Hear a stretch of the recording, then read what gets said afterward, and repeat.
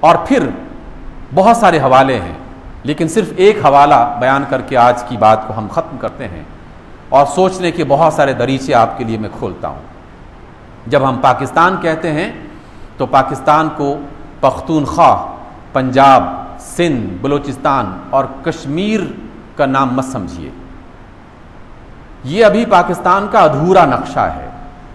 اس میں خطوں کا آنا جانا، کٹنا ملنا، یہ سلسلہ شاید کچھ اور بھی چلتا رہے، لیکن پاکستان یہ سرزمین، یہ پورا علاقہ ہے کہ جس کا سینٹر آپ کا اسلام آباد ہے،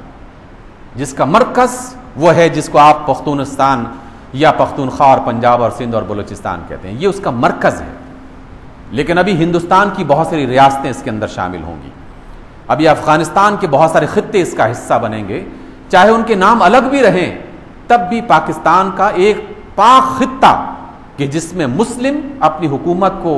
اور اپنے اقتدار کو قائم کریں گے اور اپنی ایک پہچان بتائیں گے، اور یہ پہچان اللہ تعالیٰ کے خصوصی انعام کی بنیاد پر ہوگا۔ پاکستان ایک نیوکلیر پاور جو بنا ہے، یہ محض اب نعرہ بن گیا، حالانکہ یہ نعرہ نہیں ہے، ایک حقیقت ہے، اور اس کے پیچھے جو طاقت کام کر رہی ہے وہ سائنسدانوں کی طاقت نہیں ہے، وہ اللہ تعالیٰ کی طاقت ہے۔ اور یہ میں بہت سوچ سمجھ کر بات کہہ رہا ہوں، بہت سارے پاکستان کے نیوکلیر سائنسدانوں سے ملاقات ہوئی ہے، ان میں سے بیشتر لوگ تہجد گزار، 5 وقت کے نمازی، سود خوری سے پرہیز کرنے والے، اور صرف مسلمانوں کے آنے والے اقتدار کا خواب دیکھنے والے،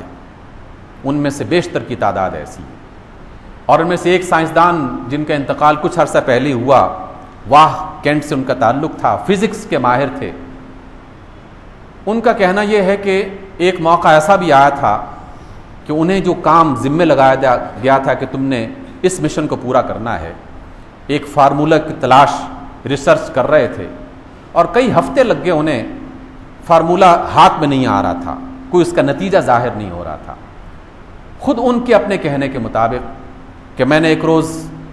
رات کی عشاء کی نماز کے بعد اپنے اللہ سے خصوصی دعا کی اور کہا کہ اللہ میں پھنس گیا ہوں، سمجھ میں نہیں آ رہا، اور یہ عقدہ کیسے حل ہوگا، بس تو ہی میری رہنمائی کر۔ اور جب وہ سوتے ہیں تو خواب کی حالت میں اس فزکس کے مسئلے کے بارے میں انہیں باقاعدہ حل دیا جاتا ہے، اور وہ فارمولہ انہیں مکمل طور پہ سمجھایا جاتا ہے۔ وہ کہتے ہیں کہ میں اٹھا، اور اٹھنے کے فوراً بعد میں نے اسے ریکارڈ کر لیا، اور اسی ہدایت کے مطابق جب ہم نے اس کو آزمایا تو وہ پورا کا پورا فارمولہ کامیابی کے ساتھ آگے بڑھا۔ یہ صرف ایک مثال ہے، اس طرح کی اور 20 مثالیں ہیں، لیکن میں صرف آپ کو یہ اشارہ دینا چاہتا ہوں کہ پاکستان کے حالات جتنے بھی خراب کیوں نہ ہو جائیں، اور آپ کو مایوسی کے قریب بالکل نہیں آنا، کیونکہ حالات کسی زمانے میں بھی اچھے نہیں تھے۔ میں نے 2 صدی میں امام شافعی رحمۃ اللہ علیہ کی یہ بات پڑھی کہ وہ یہ کہہ رہے تھے کہ جناب حالات ایسے ہو گئے ہیں کہ شیر جنگلوں میں بھوکے مر رہے ہیں اور ہرنوں کا گوشت کتے کھا رہے ہیں۔ یہ امام شافعی کا شعر ہے۔ اور مجھے حضرت علی بن عثمان حجویری رحمۃ اللہ علیہ وہ 3 اور 5 اس عرصے میں کہتے ہیں کہ آج کا زمانہ وہ زمانہ آ چکا ہے کہ جس میں لوگ ہوا و ہوس کا شکار ہو چکے ہیں۔ مجدد الفسانی یہ کہتے ہوئے دکھائی دیتے ہیں کہ مسلمانوں کی عزت اور وقار کو بٹا لگ گیا ہے اور مسلمان اپنی عزت کو کھو بیٹھے ہیں۔ ہم اس دور میں جی رہے ہیں۔ کسی زمانے میں بھی ایسا نہیں رہا کہ حالات بالکل سازگار اور اللہ تعالیٰ کہہ دیں کہ جناب چلو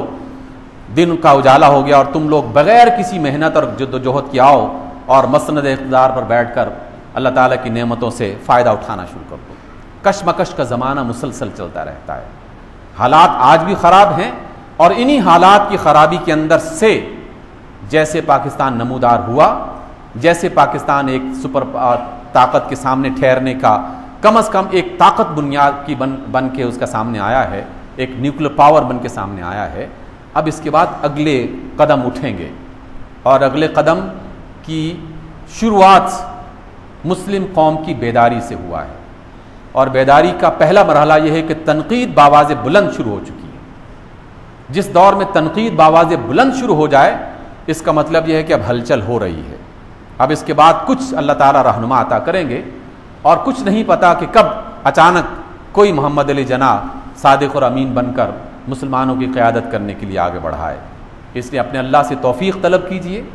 پر امید رہیے، اور اس رمضان مبارک کی ساعتوں میں خصوصی طور پر اپنے ملک اور اپنے وطن اور اپنی قوم کے لیے، اپنی ملت کے لیے دعائیں کیجئے۔ اللہ تعالی ہمارے اور آپ کے حالات کو بہتر بنائے، اس ملک کو قائم اور دائم رکھے، اور مسلمانوں کے کھوئے ہوئے عزت اور وقار کو بحال کرے۔ اقول قولی ھذا واستغفر اللہ لی۔